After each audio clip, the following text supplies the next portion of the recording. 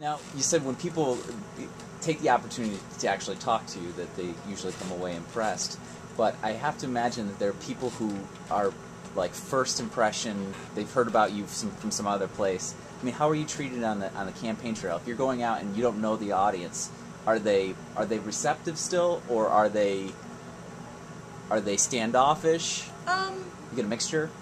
Most, I think, are really just curious, and so they come in with their preconceived notion, but then they hear me talk and they see some validity to what I'm saying. Yeah. So I get a lot of people, though, through the online, like the social forums, who they don't get to know me well enough, or they don't take the time, and then they're just very hostile. Yeah. And I've got some of that, and you know... Because there's people who feel very, very strongly about prostitution and the way that it you know, you have one view of the way that it treats women, and people have the exact opposite of the spectrum view. So I would imagine those people are probably pretty hostile towards you. Well, and you know, a lot of what I say to them, it's the same way on marijuana. I don't actually smoke pot.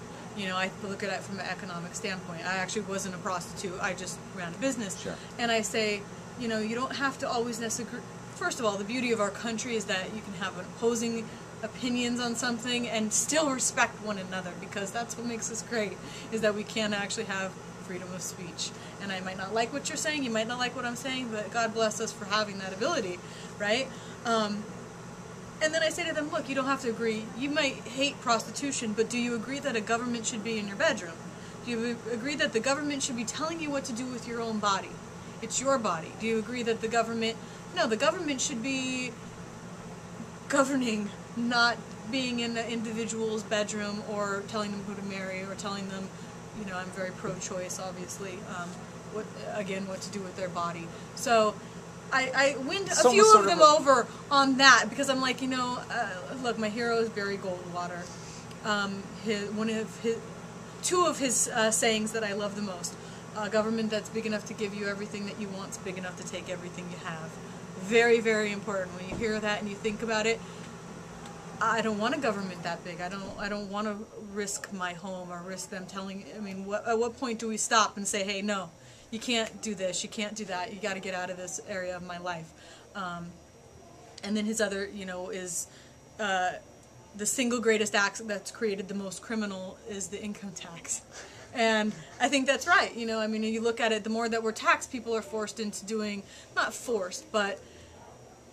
They look for ways to cheat the system. They look for ways to cheat the system. They look for ways to support their families or to keep their homes because they're desperate. Yeah. And at this point in time in New York, we have the highest income and property taxes. I've been out there campaigning. I see the people and how some of them are at that point. You know, there are no jobs. Yeah. There are no opportunities. They're losing their house. At what point in time, you know, for them, they consider it a necessity, while committing a crime was never a necessity. But, you know, is it homelessness? I mean, I don't... Let's go down this road for a second. Have you looked into the flat tax at all? A bit, and we've talked, you know, property tax caps and all that stuff. And to me, you know, I'm very fiscally conservative. I prefer no tax, but I realize that that's not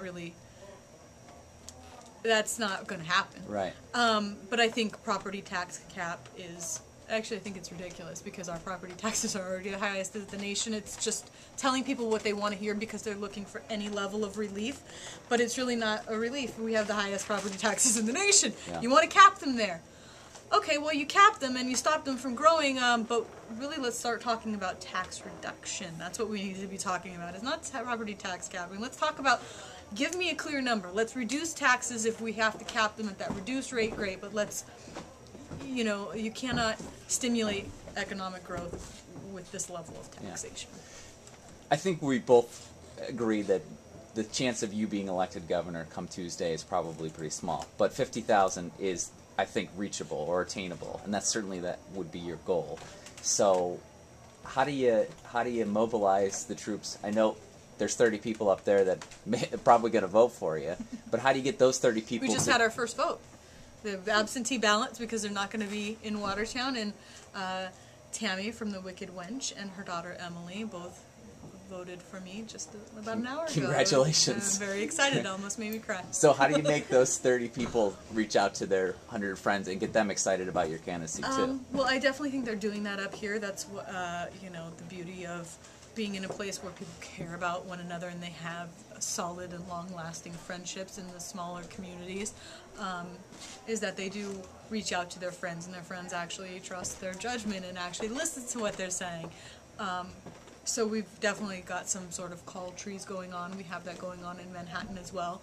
We've also, since the debate, taken in some significant contributions which have allowed us to take out some media buys. We've purchased some... I saw the ad. That's great. Homo, not homo. Yeah. We have another one for casino gambling, which I believe is up in like YNN. So we've got that going on as well. We've got some robocalls, and we've sent out literally 1 million pieces of direct mail. So here's where I think the ad is great. You, as a minor party candidate, have to distinguish yourself in some way, and that gets people talking about you and about the candidacy. I mean, I think after the debate, a lot of people were talking about Jimmy McMillan and the mustache and how fast he talked and, how upset he was or whatever. So he doesn't even pay rent. Yeah. He doesn't even pay rent. So he's, he's a character. And, right. But he's someone that may siphon protest votes from you. And since 50,000 is the goal, you can't have people... And I think I've met McMillan. him and I spent some time with him, and he's a very interesting character. But I honestly feel that it would be sad if that was the case, because he doesn't have any plans to do anything if he got 50. I don't think he'd know what to do if he got 50,000 votes. He doesn't have any plans for his party. Our plans for this party are very clear. It's to continue fighting for these causes, to run candidates for office for the next 4 years that are pro these causes, to lobby the legislature to pass a marriage equality bill, to really fight for these things. He's just a character and a novelty vote, which he's not going to ever do anything with his party, and he really only cares about one thing, and that's not something that's as important as the rest of these things.